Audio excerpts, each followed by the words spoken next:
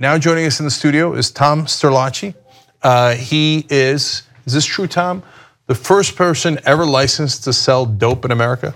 Yes, if you want to say it that way, yes. All right, so you made marijuana legal, in a sense. I was a pioneer, and I was the first to break out and to have the legal ability to create and distribute marijuana-centric products.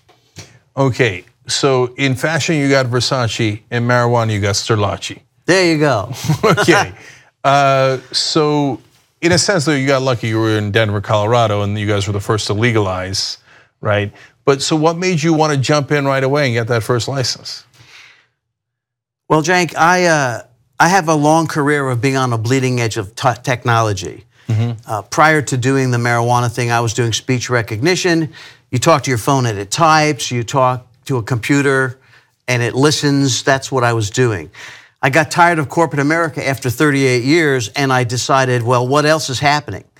And I started two companies, an alternative energy company and the cannabis company. I got the first license, and the cannabis company took on a life of its own. Yeah, I bet it did. So you were involved in both green rushes, in both green movements to make energy more green, and also in the case of marijuana. That's true. That's true. So maybe we can call you Mr. Green. Yeah, you could call me that. So how did it take off? So it gets legalized. You set up shop. You get a license. You're legal.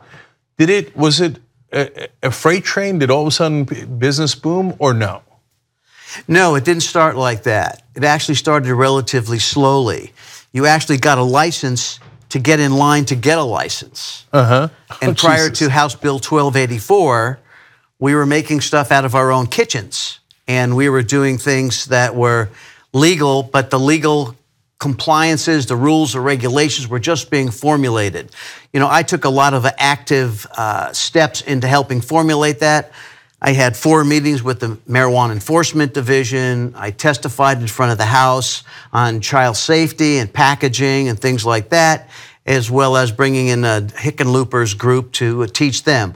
So it was a learning on both sides, on our side as producers, and also on the people who are trying to track and understand this from a legislative perspective. Yeah, and for those of you unfamiliar with Colorado, Hickenlooper is not a strain of weed. It's the governor of Colorado. But I could see like, hey, can I get a Hickenlooper? Anyway, so you go through all that rigmarole, but I still get the sense that it's not a booming business. But I have no idea. That's why I'm asking you. Well, Jake, you had an excellent question, and that is that we started medically with licensing. So it took a couple of years to get up to 100,000 patients. Those were the only people you can sell to. So it didn't like just take off and become a rocket. We were all just building brands. We were learning process, procedure. We were trying to work with the powers to be, if you will, to do things the right way and the compliance way. So it was a slow start. And if you would think about, my company was 80% penetration in the market. I had 80% distribution in the state of Colorado. You would think that was millions and millions of dollars a month, but when you do the numbers and say, well, there's only this many patients, there's only this many dollars.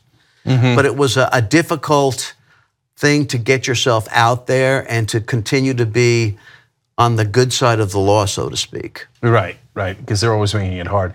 Here's when it's going to get easy, when big corporations come in. And then all of a sudden they're going to grease all the politicians and we're off to the races. Has that not happened yet? Yes, it has. And it has more so from a licensing perspective. So Colorado, for one, had unlimited licenses. At least they have for the first few years, so that anybody with the wherewithal to get involved and the $12,000, $17,000 can get a license.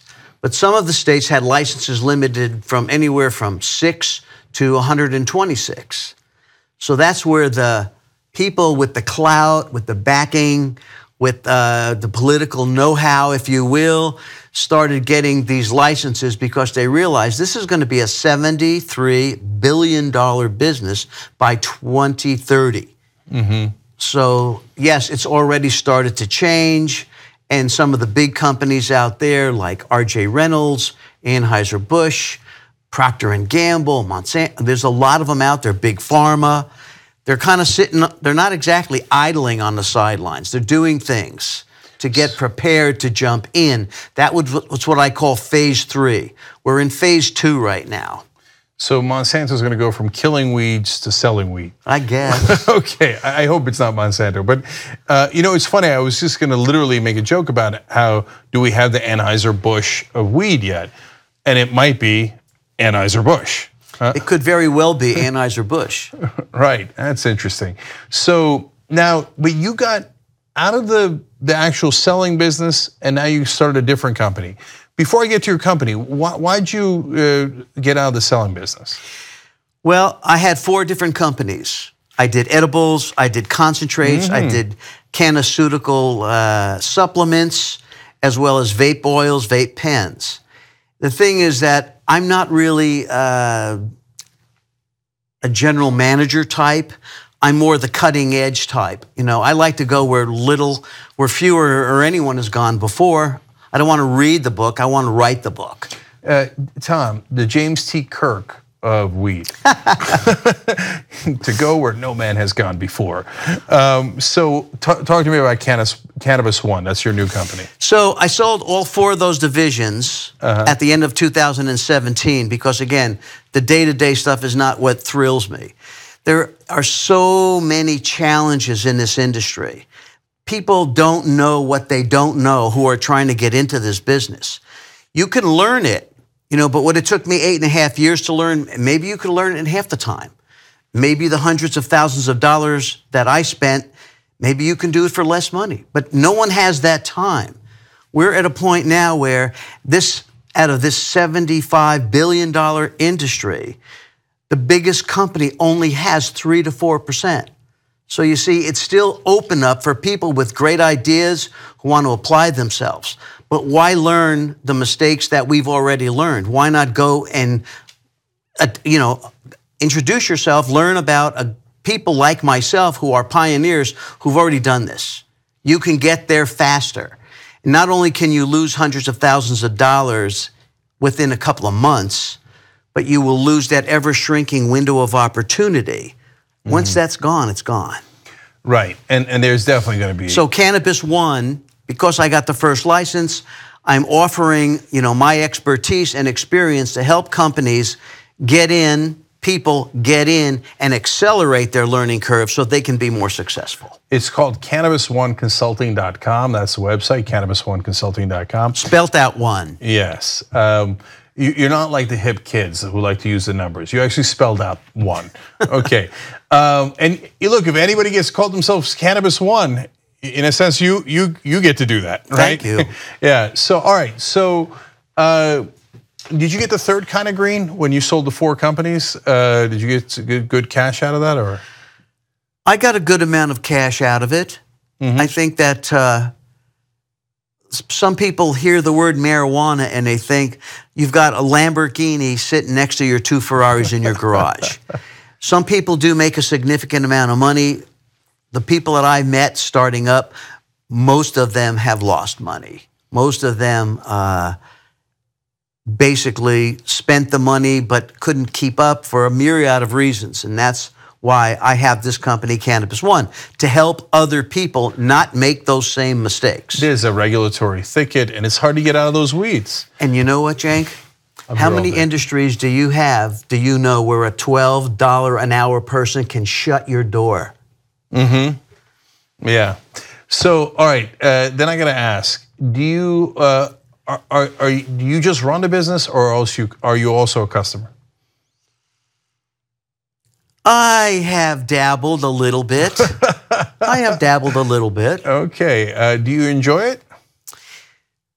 A little bit. I'm kind of what you'd call an infrequent user. Maybe once a month if I happen to be with people who are doing it. or people that work with me or I know in the business. I'm not going to be stuffy and not. Yeah, I mean, you don't want to be stuffy. Okay, when you say once a month, I hear once a week, but that's okay. God bless. There's nothing wrong with it. It's legal in California and Colorado, et cetera. All right, real quick, last question. If you had to give one piece of advice to someone starting in the cannabis business, what would it be? Plan a very clear. You have to have a very clear business plan. You've got to stick to that business plan no matter what. Of course, there's a certain amount of flexibility you have to have with any business. But because things move so fast and change so quickly, it's so easy to get off track and to be distracted. So you really have to put a plan together that's a workable plan. You need to plan for every possible misstep and don't step in any potholes, pun intended. Oh, okay. He's got puns too. Otherwise, your business will go up in smoke. All right. Tom Sterlacci, thank you for joining us. Cannabis1Consulting.com is the website. We appreciate it, brother. Thank you, my friend. All right. Enjoy the Mile High City. There you go.